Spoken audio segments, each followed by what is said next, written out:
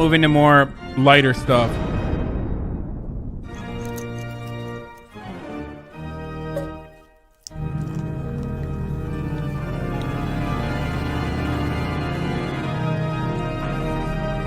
You know what that tastes like? Freedom. Every year at the open-air Delacorte Theatre. People that get fucking unreasonable when I switch away from politics to like lighter politics to then react content are cringe as fuck and annoy the shit out of me. We've been talking about politics for the past 3 hours. Okay? I don't care. Go watch any number of different political commentators on this fucking platform, okay? Jesus Christ.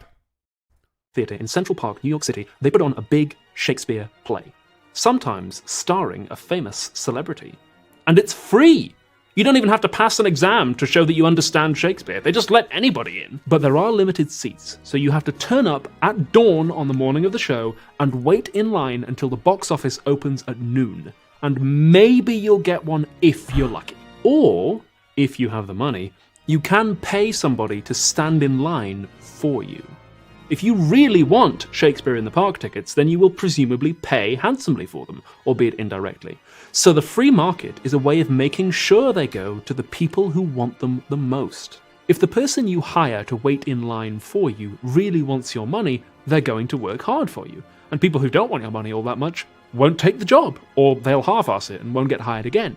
So you get what you want, the person you hire gets what they want, everybody's happy. Multiply that across borders and nations, and you have successfully privatized world peace, my friend. The person you hire has an incentive to do a good job, so the quality of the product goes up, and not charge too much, so the cost stays low, and if they really want your money, maybe they'll come up with some new way to make it sweet for you, like they'll text you updates while they're in line.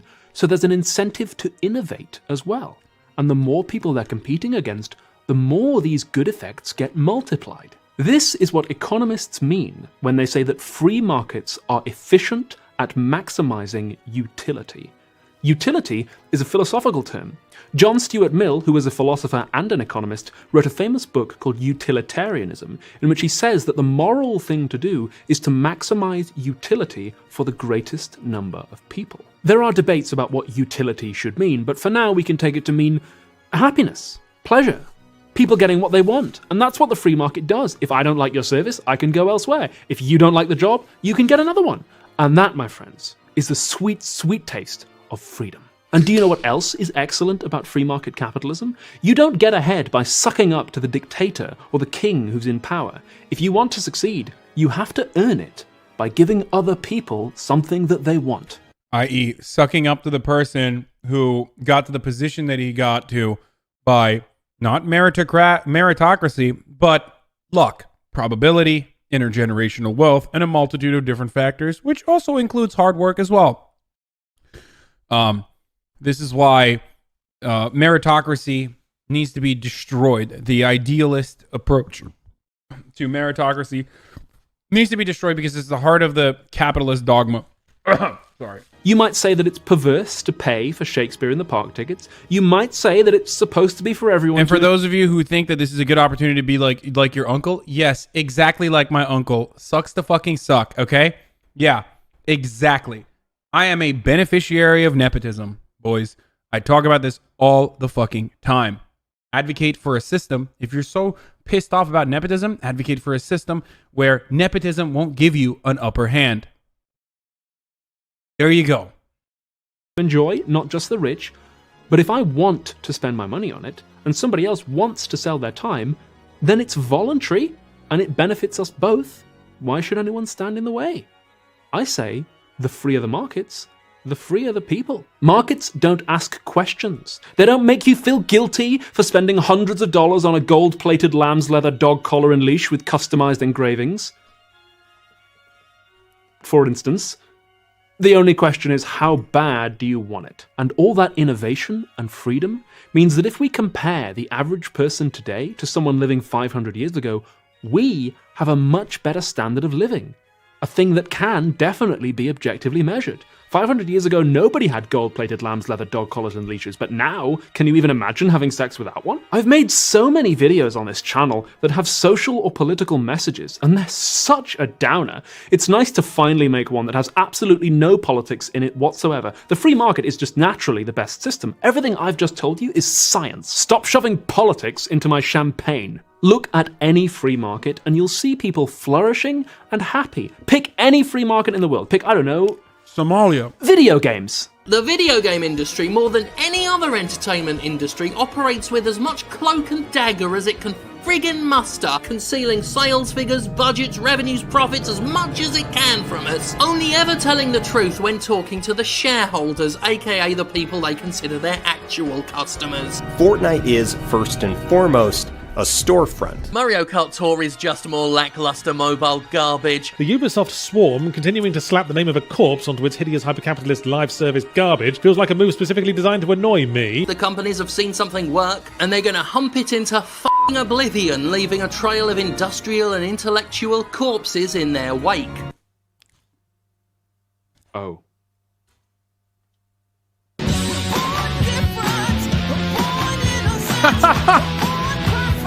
Okay, that's fucking dope.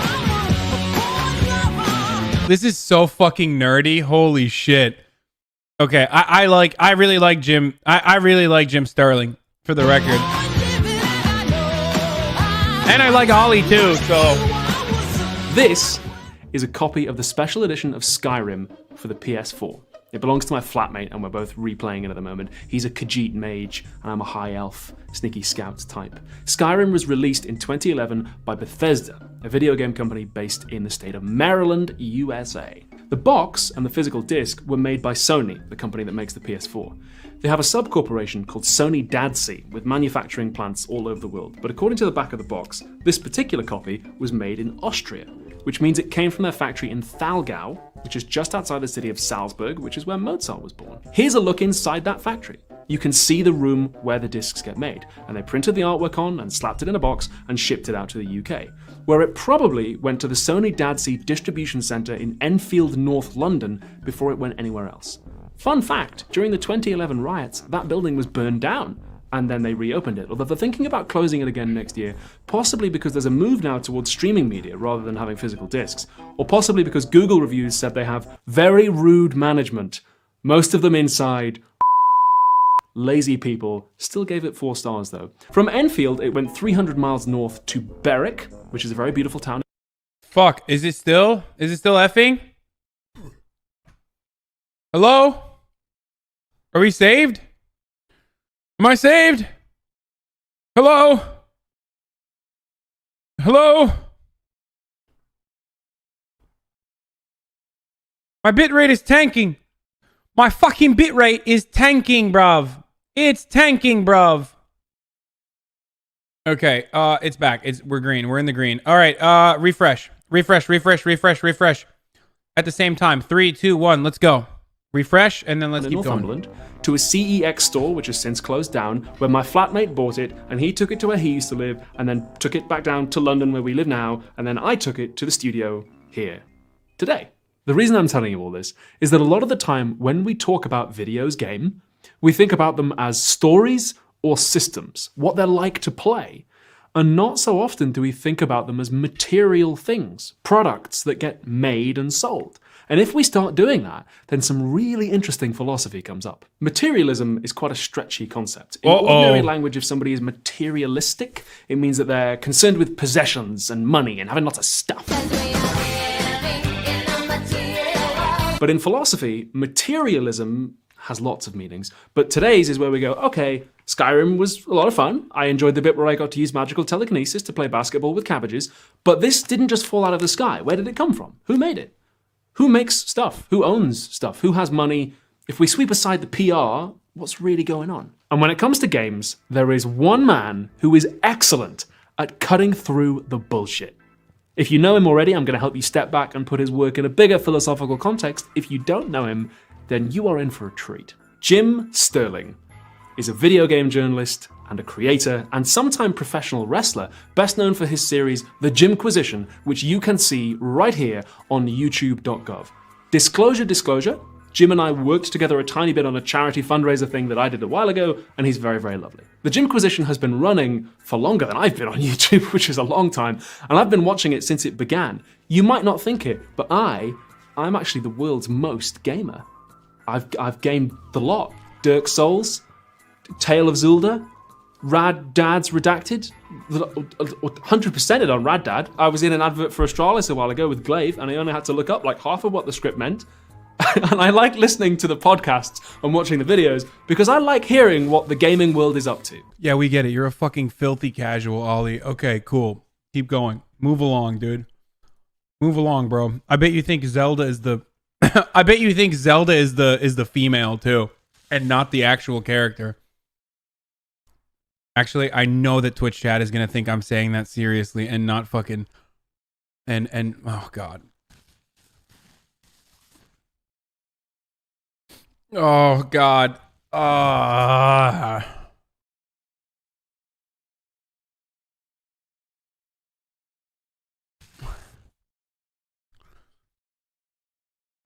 Okay, I should just never according to meme Jim, with there's my some own pretty chat. wild stuff going down because he doesn't just have his eye on the games themselves, but also on the market. And he even has a reputation for being able to predict what the video game market will do. Jim has talked a lot in recent months about the epic... What the fuck? Fuck! I fucking hate this, dude. What is going on? What is going on, Spectrum? What the fuck is going on, Spectrum? What the fuck is going on? What the fuck is happening? Why? Why? Why is this happening? Why? Why is this happening right now? I'm gonna fucking lose my mind, dude. No, it's still going red and yellow. It's still hitting me with a red and yellow. Okay, internet speed test time.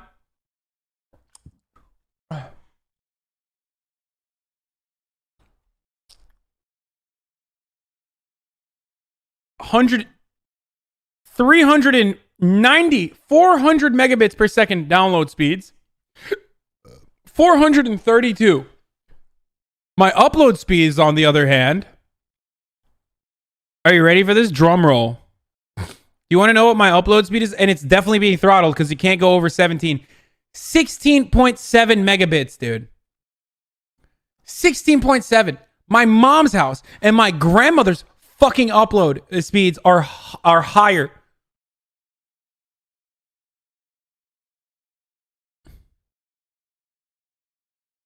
Not even 17, dude.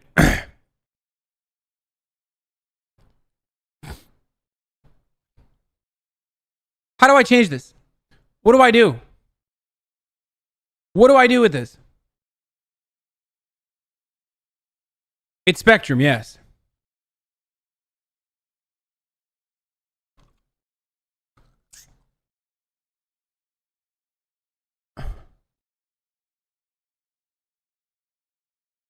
Games store.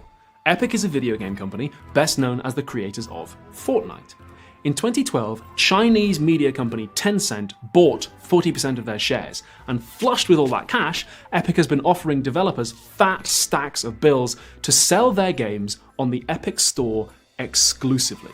Since gamers have to go to Epic if they want certain games, the company is essentially paying to avoid competition. Even if Epic exclusives aren't what gamers want, too bad. Epic has tons of money, and with tons of money you don't have to build a quality product, offer a superior experience, or otherwise give advantages to the end user. You just have to have more cash than the other f***ers and crush them with it. Why bother being better when being richer gets you what you want quicker? And this is a thing outside of video games too. Jim has mentioned on his show before about how broadband companies in the US have divvied up the country to avoid competing with each other.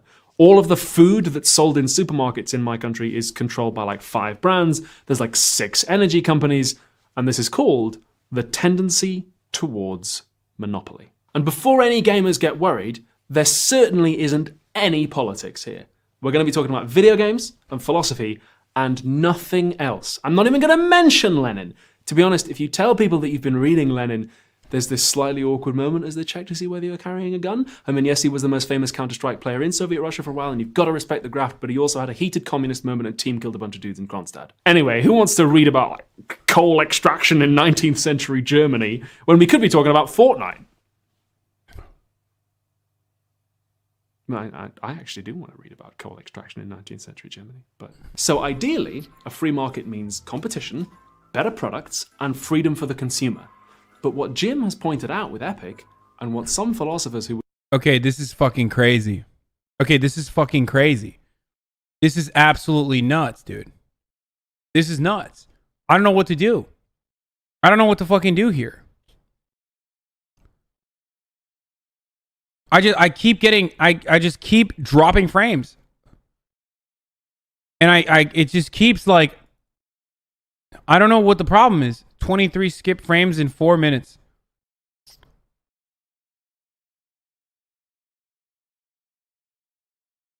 I know ISPs also are oligopolies. Better interrupt programming for a meltdown, I guess. No, it's just like,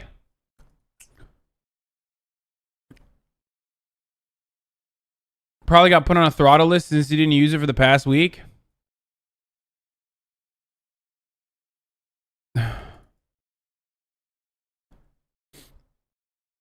Hacker man selling internet here. 23 frames is not even half a second.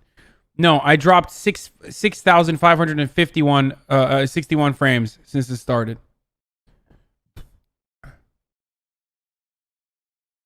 We're talking about 19th century coal, predicted is that once a company gets enough money, the advantages of the free market can get undermined. Supposedly, it means more freedom, but... Hi, I'm Pontius Pilate, governor of Judea on behalf of the Roman Empire, or as we're now rebranding ourselves, Empire, a content delivery platform for a more connected world. And if you're watching this, it's because your city, your state, or maybe your whole country has just joined the Empire family. Congratulations! The story of Empire begins with a dream, the dream of optimizing relationships between people. And it begins with a lot of hard work and disappointment. 8 months ago, my team made the decision to execute Jesus of Nazareth. I'm sure you saw the headlines.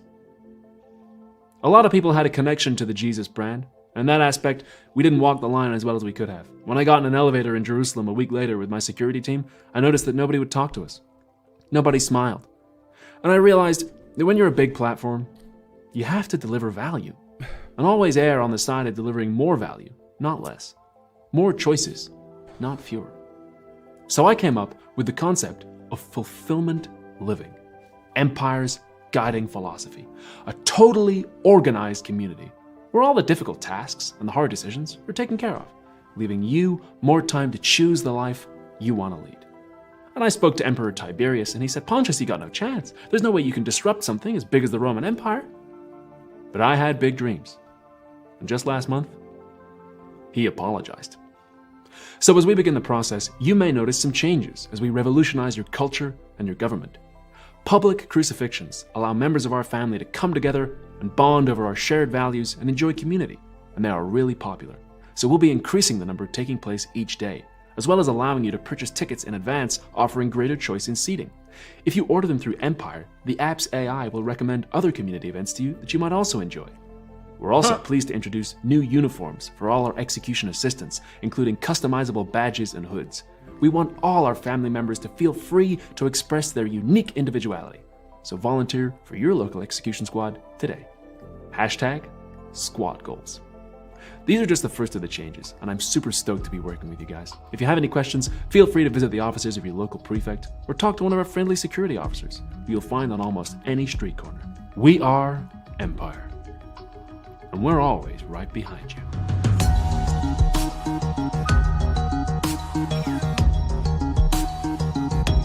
This is pretty good.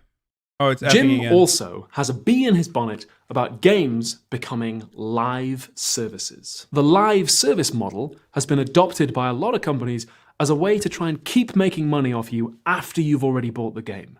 Rather than just selling you a complete experience, a lot of games will now come packaged with a subscription service, or there'll be a very basic cut-down game with additional paid content later, or they'll be full of microtransactions. Little things that you can spend smaller amounts of money on, like cosmetic upgrades to your character, or even sometimes outright gameplay advantages. Microtransactions are big business. Activision Blizzard claims that they made $4 billion in 2017 from microtransactions alone, and the majority of that money comes from what the industry calls whales, the small number of players who spend big bucks in Literally, these games. you guys on Twitch. Either because they have the cash and they really want to, Also or train because wrecks. the games are deliberately designed in Literally train wrecks. such a way as to psychologically hook you into spending compulsively. And I do mean deliberately designed. I know that there are a lot of parents and teachers who watch my show, and if you take nothing else from today, then seriously, I would advise you to go and watch Jim as he exposes the way that some of these systems are made. A particularly controversial example is loot boxes, mechanics that provide random rewards and can cost real-world money to roll the dice on. They use all the psychological tricks and language of gambling, and like gambling, are potentially very addictive. But in most places, loot boxes aren't currently regulated like gambling. Straight up because train you wrecks. don't play with real money. You buy an in-game virtual currency like V-Bucks or gold or donuts, and you play with that. And because you can't convert that virtual currency back into legal tender, it isn't technically gambling at time of recording, depending on where you are. Basically, it's the plot of the villain from Rush Hour 2. Imagine a business where people hand you money and you hand them back absolutely nothing. Now that's a real American dream. The goal of the live service model is to keep you in the game for as long as possible so you encounter as many opportunities as possible to spend money. Often games are constructed in such a way as to psychologically pressure the player into coughing up the dough. A great example would be Fortnite again, which YouTuber Dan Olsen has said is basically just a storefront with a video game attached. Given that most of the world does not use credit cards and does not have stable internet access, the move towards always online live services with loads of microtransactions is a bit of a weird one. As Jim has said, it seems like they're trying to make more money off the audiences they have rather than making new games that reach new audiences. And this is a nice illustration of another weird problem Thank you, it's that not Spark. markets can run into. In 1866, there was a bank called Overend Gurney and Company, who sound like they should have been selling mortgages to Bilbo Baggins, but they went bust. They invested a whole bunch of money in the railway industry, and then the railway bubble burst. Thing is, if you invest a bundle in railways and lose it, there are still railways. People can still use them. But that's increasingly not how investment works. A lot of companies, especially tech companies, borrow money not to make anything, just on the promise that they will eventually make it back. Let's take a case study. WeWork. WeWork are an American company that provide hell office yeah. space. They dress it up as revolutionizing your workplace and bringing people closer together, but we're doing materialism, remember? They own a bunch of offices, and if you need one, you can rent it from them. They're landlords. Easiest job in the world. A job so easy you can literally inherit your way into it. In summer of 2019, WeWork was valued at $47 billion. I'm going to stop this right here, but Amber's take on this on Chapo was so good and it's so fun to listen to. I highly recommend. You guys know I never plug Chapo on here. I don't know why. Even though they're a great podcast and I listen to them all the time. That episode is incredible. It's like it's the last free episode.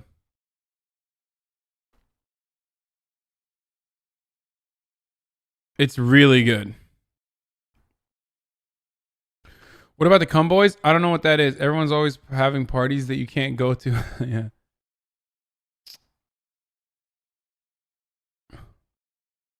Song, go on Chapo and don't talk about Destiny. Yeah, I don't think I'll ever do that again. I don't think I'll make that mistake now, again. Just a few months later, they're worth...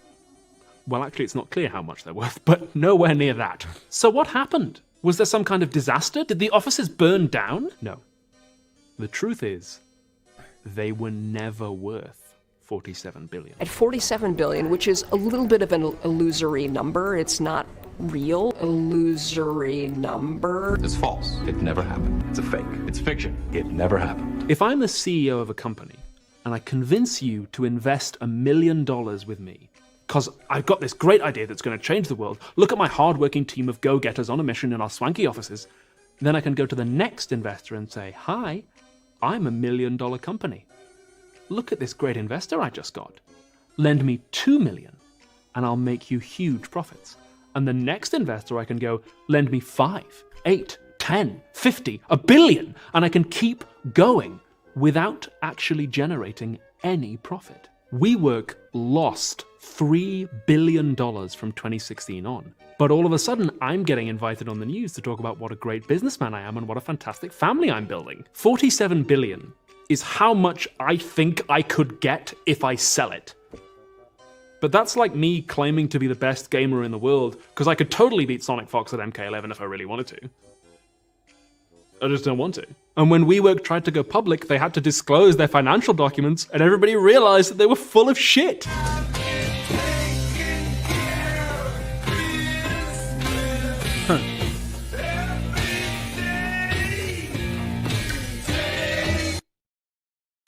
You're landlords! All you had to do is sit still and wait for house prices. I was worried. I was worried that that was gonna be like pornography or something on the DVD cover. Just to rise. How did you cock it up? It would almost be funny. Okay, stop, chat, stop. I'm watching the fucking video. Shut the fuck up. Were it not for the fact that thousands of people got fired and the top guys resigned with millions of dollars in severance packages. Doesn't that just sour your champers? And here's the kicker. When Overend, Gurney, and the other wizards went bust, there were still some railroads. But WeWork didn't make anything that wasn't already there. Their business model was just owning stuff and charging rent. And if nobody wants your stuff, or nobody can afford the rent, then all the money that was invested in you can just vanish. Imagine a business where people hand you money and you hand them back absolutely nothing. Games as live services, and disasters like WeWork and the 2008 financial crash are examples of what's called the rentier economy.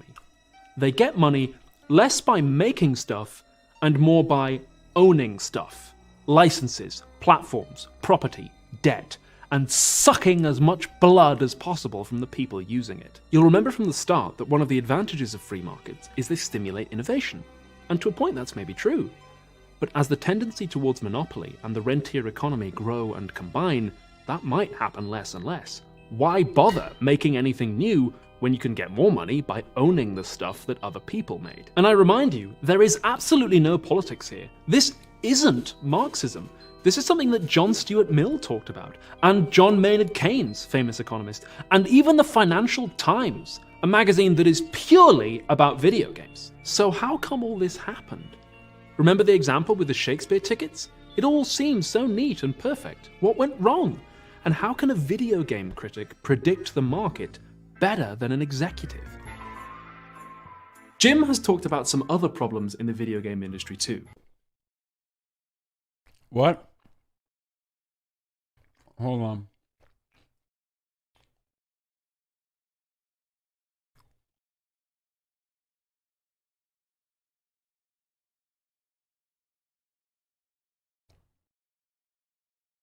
Why do you say content warning blood? Countries, they've got thousands.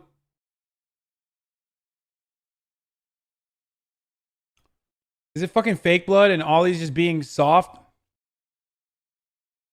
Oh my god. Times, a magazine that is purely about video games. So how come all this happened? Remember the example with the Shakespeare tickets? It all seemed so neat and perfect. What went wrong? And how can a video game critic predict the market better than an executive? I don't know. He said blood, so I thought it was maybe like real blood, dude. I thought it was like maybe he was going to show something with gore in it or something. Jim has talked about some other problems in the video game industry too, like nasty working conditions, crunch periods, companies getting big profits but then firing lots of workers. He's even managed to successfully predict that some studios will be shut down. And what he's doing is called dialectics. Really boring philosophy. Absolutely nothing exciting there. Dialectics is when you want to understand something, so you imagine it as a unity containing opposing forces, like yin and yang. Chinese philosopher Lao Tse, he said, if you want to understand the world, you've got to understand yin and yang. They're opposing energies. They're in everything. Another example would be atoms. If you imagine atoms as containing positively charged particles and negatively charged particles that are in tension with each other, then you can do chemistry and predict how they're going to react. A German philosopher called Hegel picked up on the idea of dialectics and wrote a whole bunch of stuff about it. I've talked about Hegel on my show before, if you're curious. And then some other philosophers, whose names I can't remember right now, said that, society is kind of a little bit in a purely philosophical, non-political way, obviously. There's like different groups in society that kind of conflict with each other, like. Hold on, this seems like a lot of politics to me. I don't know what the fuck. I thought he said he wasn't going to talk about. I thought he said he wasn't going to talk about politics. Meanwhile, he's out here talking about how there's a constant back and forth conflict between two classes. I don't understand. Like a group that makes money by making stuff, and a group that makes money by owning stuff. Some of the problems Jim has talked about might make sense if we think of the people who... He's got a pen that tells... Wait a minute. He's putting politics in my video games. He's got a pen on. Is that the trans flag? I'm triggered. I am triggered. What the hell? That's LGBT. That's LGBT. That's an LGBT pen. That's politics in my video games. You can't be gay or bisexual and exist in video games. I couldn't even say video games. I said politics. You see? That's what I say to that.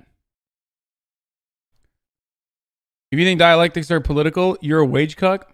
No, we're fucking joking. Also, yes, dialectical materialism is political, or at least is dialectics is the foundational philosophical principle behind Marxism. So yeah, it would be the joke that I'm making and extending it on is like literally the joke that he's making as well when he says there's no politics here. So yes, it is a political theory. Make the video games being in tension with the people who own them and sell them when they're done.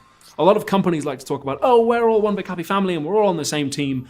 But the dialectical way of looking at things anyway is to say, well, actually, if you work at a company, you're doing a very different job than somebody who owns a company. And in fact, there's some tension there. And what's really interesting about that tension is that it's nothing to do with greed or evil. Jim does recount the hilarious antics of CEOs in the video game industry. People like Randy Pitchford, a man who left important work documents on a USB drive containing squirt porn, which he then forgot at a medieval-themed restaurant. But even if Randy was a saint and very good at his job, that tension would still be there. As much as I satirize them as vampires, there are people who sincerely believe that free markets and privatizing everything would be great, and that the problems can be contained. The philosopher Michael Sandel, the guy with the Shakespeare example from the start, says that the problem isn't greed. People haven't gotten more greedy or selfish. It's that markets have gotten into more and more of our lives. And there hasn't really been a serious philosophical examination of them. How can markets get more and more into our lives when everything is the market? The collective IQ of the market and all of its actors is much smarter than you, philosophuck. Or should I say philosophuck? Got him. Free markets are not political. Austrian economics is an objective science, and it's a complete it's an understanding of economic reality. I don't know why in this. I don't know why my character turned into a guy who now believes, like, he takes it one step further, who is no longer just like saying gay people existing is political, but now is saying, no, actually, like, free market economics is the non-political position. I don't know why. Market is human nature.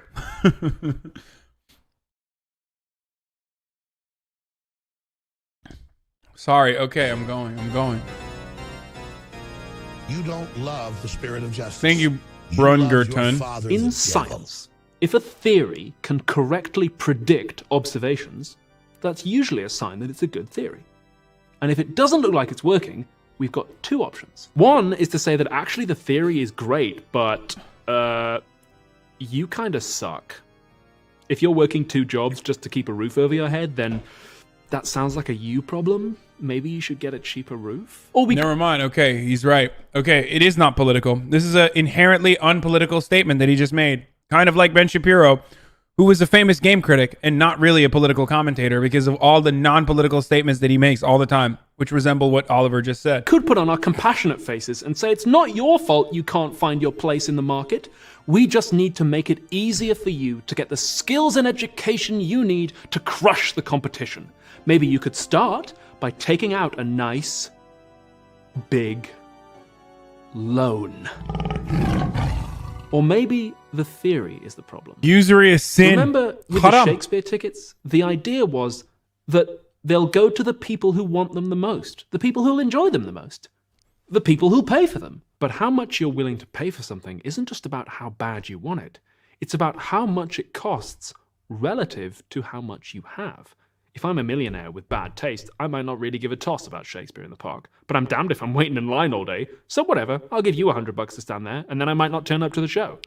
So the idea... The best example is the cat food example, which is if you're a millionaire and you want to buy food for your cat and there is a food shortage and there are plenty of other human beings who don't have access to food, the food will be rationed according to not your need, but according to whoever can actually purchase it.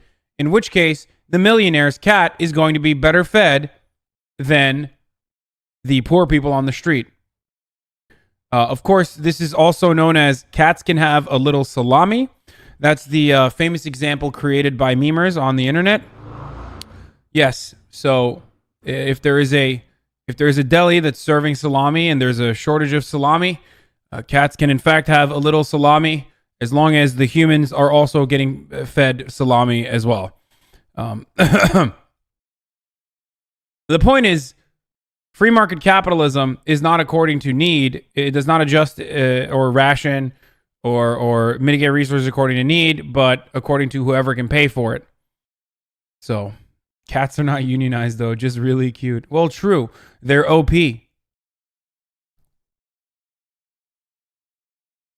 The idea that free markets are the most efficient way of maximizing utility kinda has a big hole in it. We assumed that people who need money will take the job, work hard, and innovate. But we didn't stop to ask why they might want money in the first place. If they have medical debt or legal fees, or they're just struggling to put food on the table, the market doesn't really address the root cause of what they need. And what if the work is so exhausting or degrading that they don't have the time and energy to work hard and innovate because they're just trying to get through the shift? We also assumed that voluntary transactions in a market are the same thing as freedom. But are they? If you work a job that you hate just to make money for somebody whose job is owning stuff, then are you free just because you can choose what color socks you wear and what to have for lunch? I've been in Empire for over 25 years, and I still struggle with the external perception that we're just a bunch of bad guys. Some people are skeptical, and that's healthy.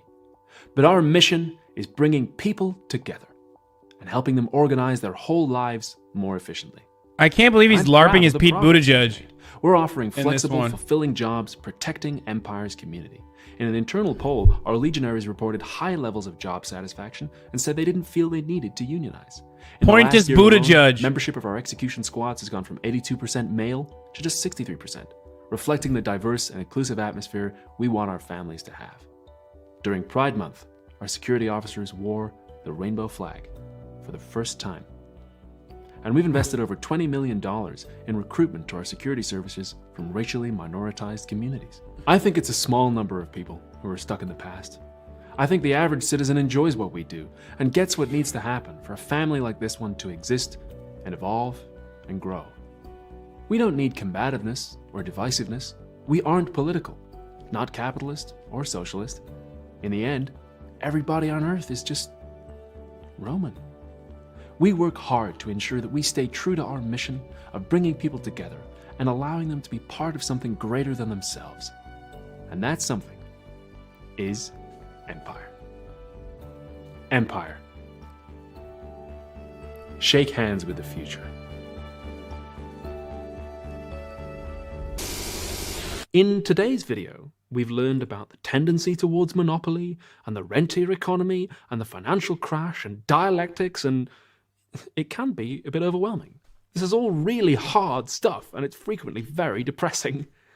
But if you can understand what Jim is saying about video games, then you can understand this stuff. And once you understand it, you can decide what you want to do about it. If we were to do a material analysis of YouTube, we would quickly see that YouTube are beholden to advertisers. If your videos routinely get demonetized because they're not advertiser friendly, like mine do, then you can exploit your editors. I'm Oliver.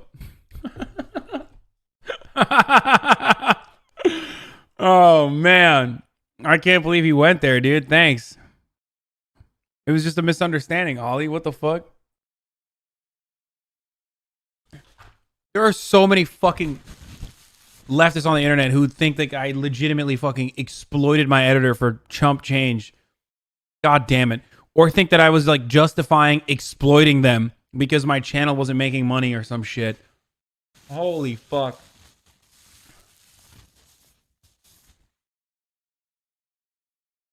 Makes me so mad. and also they're expensive to make because you put things like musical numbers and fancy costumes in them, like I do, then even if you're lucky enough to have the support of patrons on Patreon, like I do, you might find yourself a little short one month and have to take a sponsor. To be honest, sorry. To be honest, if you genuinely think I exploited him, then yeah, okay, go ahead. I'm a capitalist, okay? Going forward, I'm a capitalist. A bad one, probably.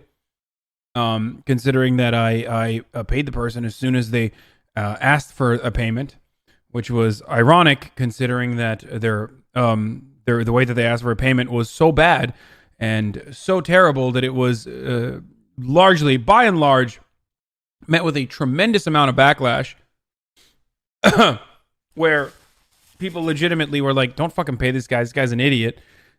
Except for, of course, people who were personally biased against me and wanted to show me as a some kind of like hypocritical exploiter. But, you know. Go ahead. I am a capitalist, I guess. The internet saw socialists exploiting exploiting labor and had a field day. That's not true. No, even fucking LSF, which is comprised of like some of the worst shitters, had a better understanding of the situation. And LSF fucking hates me. And they still had a better understanding of the situation than people who are politically or personally biased or personally motivated to make me come out and look a certain type of way. Those people, of course, were, first of all, again, people like Sargon of Akkad, or those people were, of course, people like, I don't know, all other alt-right or right-wing shitters. And then, of course, Destiny.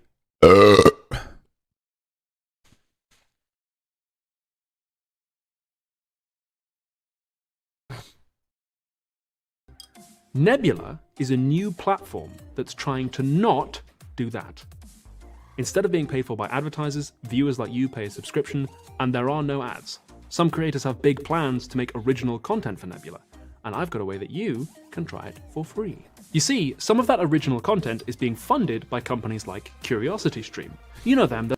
Sorry. Last thing I was going to say, once again, as I always mention this, and I'm skipping through this shit. I don't give a fuck. I think it's over, but last thing I was going to mention, of course, is that you guys are still going over this, or you guys are still feeling this way when the editor themselves literally apologized for the way he had dealt with the situation. So suck my fucking dick.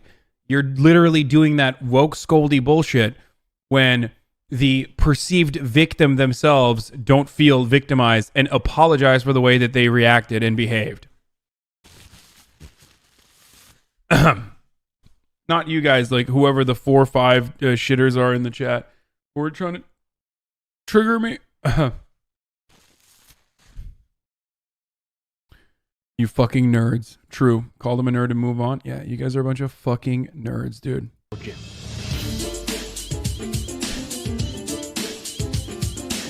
You don't love the spirit of justice. You love your father, the devil. Thank you, LCK. Hasan exploited my Twitch Prime sub.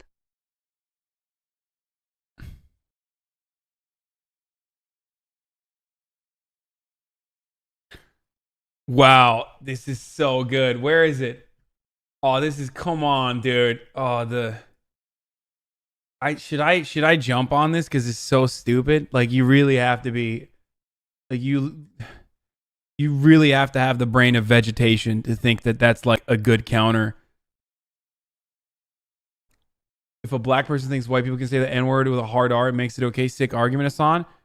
No, but if a black person goes out of their way to claim that a white person is being racist and then exposes messages, and the entire fucking planet is, except for like people who hate the other white person, say, wow, that guy doesn't seem like he's being racist at all. I think this guy blew this out of proportion, especially when that guy doesn't have a history of being racist at all and fights against racism routinely. And then that black guy turns around after the backlash has died down and privately messages him to apologize to the white guy, to say, hey, I'm really sorry that I blew this out of proportion and the way I reacted was totally fucked up.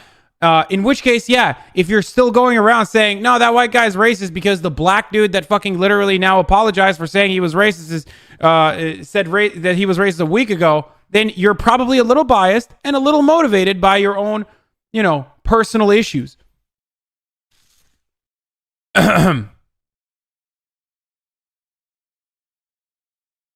Oddly specific, I know. The internet will always provide any take one is interested in wasting time with.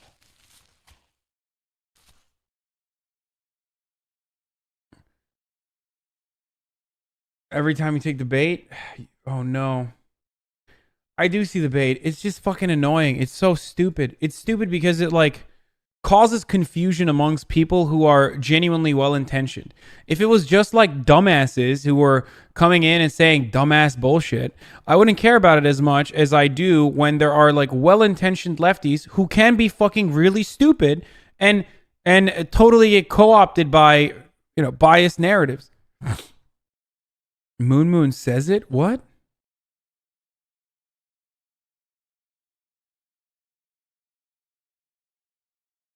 What did he say? Hey, I hate gay people,